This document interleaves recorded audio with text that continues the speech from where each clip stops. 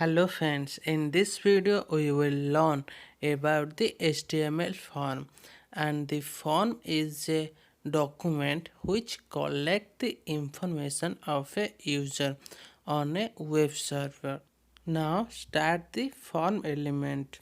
The action attribute of the form element define where to send the form data, and the method attribute specify how to send form data. Okay. The command line is input elements go in here. That means we have to put an input element inside the form element. Okay. So the first common input element is one line text box. So we have to write within angular bracket input type equal to within quotation text.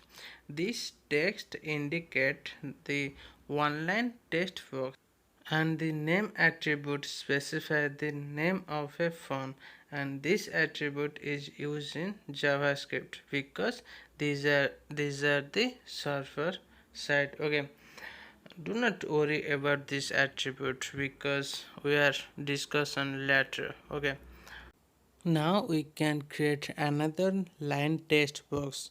In this way we can create text box as we can. Okay,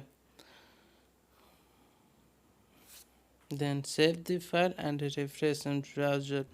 Then we can see we got a two line text box. Okay, if you can use line breaker, then save the file and refresh in browser.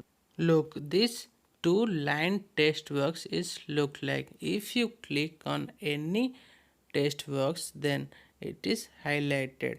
Also, we can increase or decrease the line box size by using size attribute. Okay, if you put size equal to within quotation 70, then save the file and refresh. Look, we can see how much wider this is now. I will see you guys in next video. Okay.